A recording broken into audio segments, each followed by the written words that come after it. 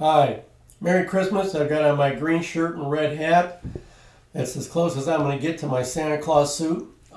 This video is to address a question Mr. Ahmad had, and it's about fault code 559, which is a real pistol of a fault code sometimes to figure out.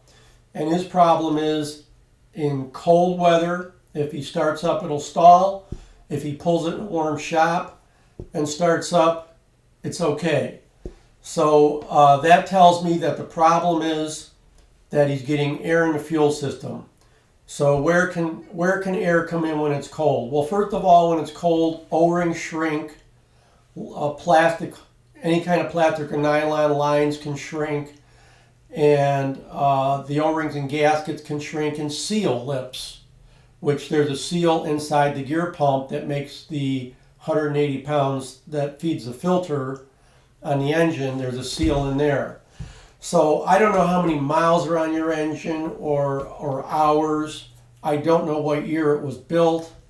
I don't know. There's many generations of fuel system changes, so I don't know if you have the nylon fuel lines. They almost look like plastic or really hard rubber that go from the filter down to the gear pump. If you have those early nylon lines, you could be having a problem where they'll pull air in when they get cold after they have a few years on them. We had that happen on a couple engines where we changed those lines and fixed the problem with starting in the cold. It could be the seal in that gear pump. That's kind of typical when they get a lot of hours on them in the cold. A little bit of air will get pulled in there and the fuel drains back. And then when you first start it, because the air is always on top of the fuel, air goes up, it'll push that slug of air down into the pump. And at idle, that high pressure pump just barely makes enough fuel to keep the engine running as it is because it's turning so slow. So if you get a slug of air in there, it just can't recover because the engine's going too slow. So that's what I think is happening with your startup. When you're cold, you're getting some air in it. There is a test that Cummins has where if the engine doesn't start, you crank it for a couple seconds. They say 5 seconds. And then you turn the key off, you open the hood up, and there's a fitting. There's two fittings up on the fuel filter. The one that's closest to the front of the engine, you pull the cap off of that. It's either got a black or red rubber cap on it. You pull that off. It's a brass-looking fitting.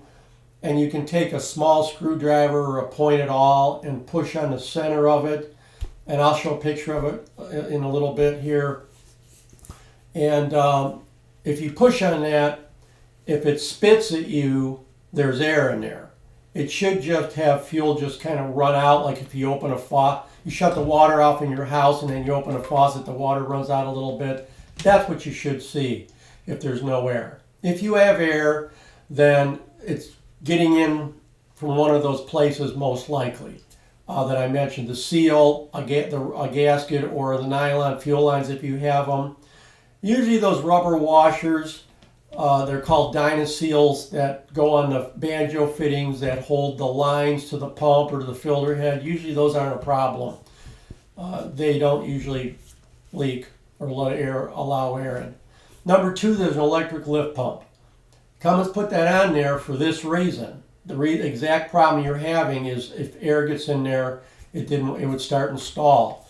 So take a look at your watch, turn the key on, let that lift pump run for a minute and a half. Look at your watch, an honest minute and a half. It should run about 2 minutes.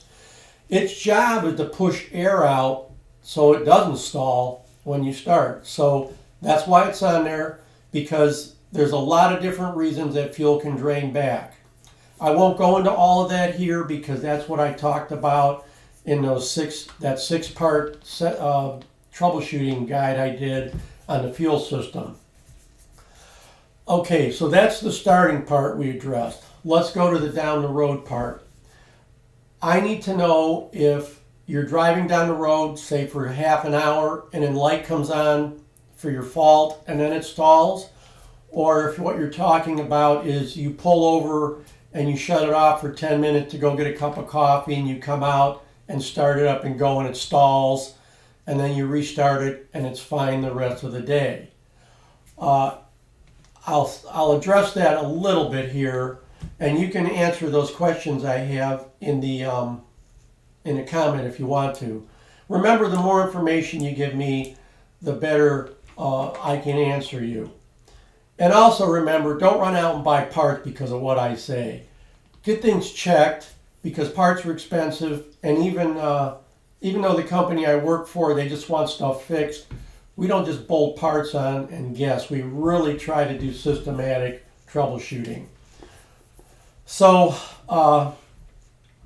Cummins put a valve on the new engines, the X15, called a TRV, a thermal recirculation valve.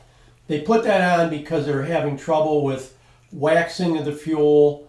When fuel gets cold, all diesel fuel has wax in it. When it gets cold, it gets thick and it plugs the fuel filters, and you get that 559 code you have. You use the SPN number. Cummins uses a different number, but it amounts to the same thing. It can't maintain the rail pressure to what the engine wants in that rail. So if it gets down too far below, which is say, if it's dropping down 2,000 or 3,000 pounds below commanded, it should stay within 400 or 500 pounds of commanded all day long. If it drops down 1,500, 2,000, it'll wait 15 seconds to see if it'll come back up. And if it doesn't, then it'll log that fault. So you pretty much know if you're logging 559 that your fuel system is 2,000 or 3,000, at least 2,000 or 3,000 pounds below what it should be for about 15 seconds. In cold weather, I would suspect waxing. If you have an earlier engine, it might not have that TRV valve. I don't even know what kind of truck you have. Volvos used to put a filter on the passenger side on the front, right by the front tire. It had a big glass bowl. The engine doesn't really care, and the fuel system doesn't care where that filter's mounted, because it's not subject to the cold like people are. It doesn't experience what we call wind chill. It's just the temperature is what it is. But fuel will start to wax. It'll slowly plug that filter up because those wax particles continue to stick to the filter. The primary filter, the one on the frame, it usually doesn't have a heater in it.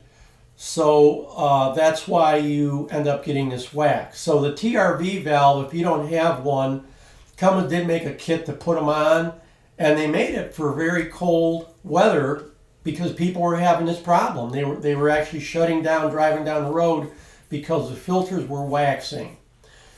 You can check with your dealer. There's a service parts topic that talks about premature filter plugging if you're having frequent fuel filter changes. And the reason I mention this is not because I think your filters are plugging from dirt. I'm mentioning it because they could be plugging because of wax if it's really cold. There's so many variables when you're talking about buying fuel, because unfortunately fuel's not the same everywhere you buy it, because depending what refinery it came from and what batch, it might have a little more dirt, a little more wax. But what they did on this fix for people that had fuel filter plugging is they changed the frame filter from a 10 micron to a 30 micron. And that just makes the pores bigger so that more particles could get through it and the filter didn't plug as fast. If you're having problems with waxing, that might help there. Once you get to the pressurized filter, it's on the engine, it's warmer because it's right by the heat of the block and the air coming back off the radiator. So the waxing is really not a problem there. It's more a problem on the frame. So I'd wonder if you're having a waxing problem, okay? One way to know that is if you drive for 5 or 6 hours straight, the fuel in the tank's going to be warm now. And if the problem just goes away after you drive a few hours and it's gone till the next day, it probably is a problem with waxing, and it is plugging up that filter and causing high restriction. We had a unit that would randomly stall. We fought it for a couple years. What we did is we put 2 gauges with Strataflex lines we made up. We plugged them onto that fuel filter on the engine, so one's on the the inlet side, one's on the outlet side. I'm not going to say suction because that's a pressure filter, because we thought maybe that filter was plugging and causing this engine to stall and log all these codes. And we put the gauges up in the cab so the operator, when he was driving, could watch them. And if the engine stalled and that pressure didn't change, we knew his problem was either the dump valve on the rail, or there was a problem with the pump head, or that the fuel actuator, that's that little solenoid bolts in the back of the pump head. And I have seen fuel actuators make engines stall going down the road. And so we had, you replace it and the problem goes away. That part's probably about $200 to $300, and it's held in with 3 little torque screws, and you just plug it in and go. So that's another possibility. But again, if you don't know what's happening in that filter pressure-wise, if you lose pressure in the filter, you can't expect the engine to run right. So if you want to, you could try that, see what you find out. Don't forget that electric pump is what primes your fuel system, so let it run 1.5 minutes. Make sure it's actually working. Put a gauge on there on the filter on the engine, and you should see about 10 to 15 pounds. If you don't have a gauge, you could turn the key on while the pump's running, put a couple rags over that fitting, that brass fitting, and just push in on the end, and it should spit fuel out into the rag. If nothing comes out of there, I have seen the electric lift pumps run and not do anything, and then you're going to have problems with starting if that thing doesn't work. Cummins only puts parts on engines like that electric pump if it has to be on there. So it's there because if it's not, you can have hard starting problems if you get a little bit of air in there. Okay? So I hope that helped you. I hope you get this figured out. And let everybody know in your comments once you get it figured out what it is, because if you have a problem with it, somebody else is going to have a problem with it too. Okay, I've got a couple slides here I'll show you, and then if you want any more information from me, I would need your 8-digit engine number so I can look up your engine and see basically what lines are on it. And my advice is find a good shop that you trust if you can't get this sorted out, and let them check it systematically so you don't waste your money. Thanks for joining me. Merry Christmas from Neural Splendor. Here's that fitting I was talking about. I pulled the rubber cover off of it, and the engine's not running, the key's off, and there you go. That's what you're going to do. If the fuel sprays at you, there's air in it. This is the gear pump that the seal's in. It makes the pressure in the filter. There's a regulator in there. If something goes wrong with that regulator, it could dump fuel pressure and cause the engine to stall. This gasket has rubber embossed in it. That could cause a drain back. Here is the solenoid actuator I was talking about, the 3 little bolts that hold it in. That controls the fuel pressure in the engine. And last over here is your electric lift pump right there.